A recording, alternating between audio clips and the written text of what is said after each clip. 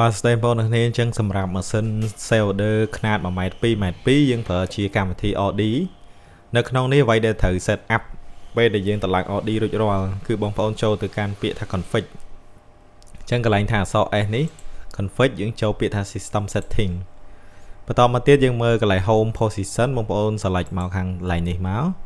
តើតើនៅ laser head បើសិនជាបងប្អូនស្រឡាញ់ទីតាំងបានន័យថាការចាប់ផ្ដើមដំបូងចេញពីខាងណាទៅគឺបងប្អូន select អាហ្នឹងមកយើងអាចកាត់ចេញពីចំណុចកណ្ដាលក៏បានដែរឬក៏ពីលើអញ្ចឹងបើទាំងធៀបម៉ាស៊ីនយើងមើលពីមុខទៅគឺដូចគ្នាចំណុចដែលនៅខាងលើអញ្ចេះពេលដែលកាត់រួចវារត់ទៅលើវិញវាអត់បាំងរបស់ដែលយើងកាត់អាហ្នឹងសម្រាប់ CNC Celder 12របស់យើងអញ្ចឹងស្រឡាញ់តង់ណាដាក់ទៅនឹងទៅកន្លែង laser head បងប្អូនប៉ុន្តែកន្លែង home position ហាមបដូរទៅកន្លែងផ្សេងវាទៅជារត់ទៅកាត់អក្សរបញ្ឆេះបើសិនជាយើងទៅសេដាក់អារូបអញ្ចឹងទៅវាទៅជាបញ្ឆេះទៅជាអីអញ្ចឹងទៅអញ្ចឹងបងប្អូនយកតាមខ្ញុំអញ្ចឹងមកអាចយកកន្លែង laser head នេះកន្លែងហ្នឹងហ្មងក៏បានដែរអញ្ចឹងយើងចាប់ផ្ដើមពីខាងលើមកប៉ុណ្ណឹងយើងខ្វែងទៅបានហើយកុំព្យូទ័ររបស់យើងគឺរួចរាល់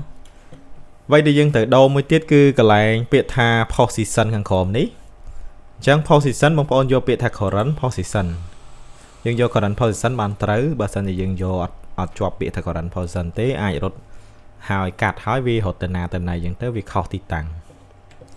តោះអញ្ចឹងមួយទៀតនៅពេលដែលបងប្អូនមាន file ជាពីកម្មវិធី Corel មកជាបងប្អូនអាច save ជា DXF អញ្ចឹងនៅក្នុងនេះយើង select លើ file យើងមានកន្លែង import អញ្ចឹង import គឺជាកន្លែងបើក file DXF ពីកម្មវិធី Corel អញ្ចឹងកន្លែង support នេះបងប្អូនអាចយក all យកជា DXF direct ក៏បានឬក៏មិនបាច់ទេយើងយកជា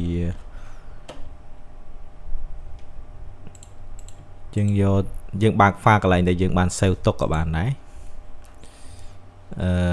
អញ្ចឹង file ណាដែលបងប្អូន save ទុកនៅក្នុងកម្មវិធីចេញពី Corel ហ្នឹងឥឡូវឧទាហរណ៍ថាខ្ញុំមាន Corel យើងបើកកម្មវិធី Corel មកមួយសិនហើយធ្វើការ save file ចេញពីកម្មវិធី Corel AI គឺយើងអាចប្រើបានដែរបងប្អូនអាច save ជា AI មកហើយបើកចូលទៅក្នុងនឹងទៅជាទូទៅយើងដាក់ line នឹងពណ៌អីបន្ទាត់នឹងពណ៌អីវាចេញពណ៌នឹងមកឲ្យតគ្នាដែរឥឡូវខ្ញុំចូលបង្កើត file ថ្មីមួយអញ្ចឹងឧទាហរណ៍ថាខ្ញុំទៅសេអក្សរនៅក្នុងនេះយើងដាក់ថា2026អញ្ចឹងមកហើយកម្ពស់អញ្ចឹងអានេះខ្ញុំយកជាមីលីម៉ែត្រ select វាយើងយកកម្ពស់មួយទឹកអញ្ចឹងក្នុងនេះ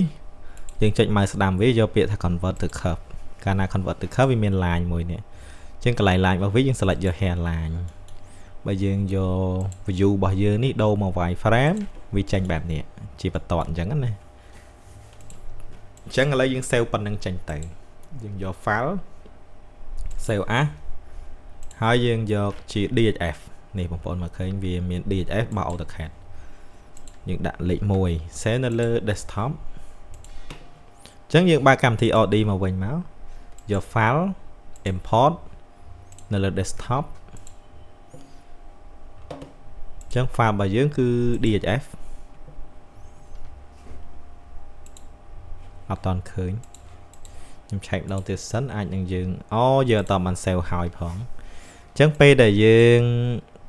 ឥឡូវយើង save as ពី Corel នឹងសារថ្មីសិនបងប្អូនជាស្រ័យយើងយកជា DXF យើងដាក់លើ desktop ចុច save អញ្ចឹងកន្លែងនេះយើងយកជា A14 មីលីម៉ែត្រអូខេយើងចូលទៅកាន់កម្មវិធី Audi មកវិញយក file import បន្ទាប់មកទៀតបងប្អូនយកកន្លែង desktop ដោយសារយើងបាន save លើ desktop នៃ file របស់យើងគឺ2026 DXF open នេះអញ្ចឹង file របស់យើងបានចូលមកនេះវាមានពណ៌ខ្មៅក្នុងករណីដែលយើងចង់ដូរពណ៌វាទៅបន្ទាត់ layer ផ្សេងយើងអាច select ពណ៌ខាងក្រោមនេះបានតែក្រហមអញ្ចឹងបងប្អូនមើលមកកន្លែងពាក្យខាងស្ដាំដៃគេដាក់ថា work ធ្វើការយើងបាន select វាទៅពណ៌ក្រហមហើយនេះពណ៌ក្រហមគឺ mode របស់វាគឺ laser cut អញ្ចឹងនៅក្នុងនេះបងប្អូនចង់កាត់ឬក៏ឆ្លាក់យើង select លើវា2ដងសិនមកពណ៌ក្រហមហ្នឹងយើងមានទី1គឺល្បឿន ល្បឿនគឺការកាត់របស់យើងអាចចន្លោះពី0ទៅដល់22 23ចឹងទៅអញ្ចឹងនៅក្នុងការកាត់ឧទាហរណ៍ថាបងប្អូនកាត់3លីបងប្អូនអាចដាក់20ល្បឿន20បានហើយការកាត់នេះចំនួនដងនៃ repeat ណាំបងប្អូនដាក់ម្ដងបើសិនវាអត់ text វាជាប់ម្ដងស្រាប់ណាជាទូទៅតែបើ text យើងអាចកែថាឥឡូវ file ហ្នឹងយើងកាត់ម្ដងឬ2ដងយើងកែកន្លែងហ្នឹងចូលដល់កន្លែងមុខងារកាត់គេហៅ processing mode យើងយកពាក្យថាខាត់ក្នុងករណីដែលយើងចង់អានឹងវាឆ្លាក់យើងយកពាក្យថា scan អញ្ចឹងឥឡូវខ្ញុំទៅទី1សិនគឺការកាត់ធម្មតាគឺយើងយកពាក្យខាត់ចឹងមកហើយភ្លើងតែតើនឹងភ្លើងកម្លាំងបងប្អូនសេរីតែកន្លែងនេះមួយបានហើយបាច់សេរីត្រង់នេះតើនេះអីអត់ទេគឺយើងសេរីតែទីតាំងនេះមួយទេគឺកម្លាំងរបស់វាអញ្ចឹងចំពោះ laser 100W បងប្អូនអាចប្រើភ្លើងកាត់65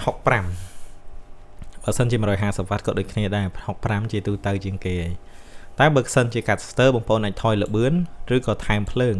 តែចាំថាកាលណាដែលយើងថែមភ្លើងកម្លាំងនេះខ្ពស់ពេកវាទៅជាក្តៅ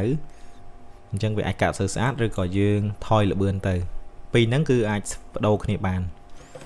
យើងយក OK មករួចរាល់បងប្អូនភ្ជាប់ទៅកាន់ម៉ាស៊ីនយើងចុចកន្លែង setting យើងចុច modify អញ្ចឹងកន្លែងពាក្យ USB យើងចុច test ទៅបើសិនជាវា success វាជាប់ហើយអានេះដោយសារតែខ្ញុំអត់មានម៉ាស៊ីនភ្ជាប់យើងថតទៅលើកុំព្យូទ័រតេទេក្នុងករណីដែលបានភ្ជាប់រួចរាល់បងប្អូនចុចពាក្យថា download បើសិនជាយើងបានភ្ជាប់ម៉ាស៊ីនវានឹងចេញពាក្យថា download យើងចុចទៅវាដាក់ success ហើយពេលដែលវា download ណា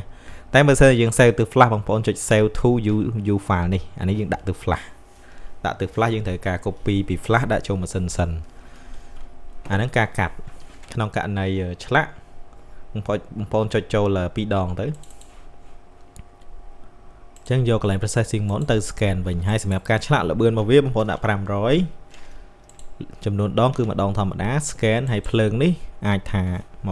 20ឬក៏30អាហ្នឹងយើងការឆ្លាក់ដល់ពេលចម្ងាយ line របស់វា involve នេះគឺចម្ងាយពី1កលាតទៅ1កលាតហ្នឹងយើងអាច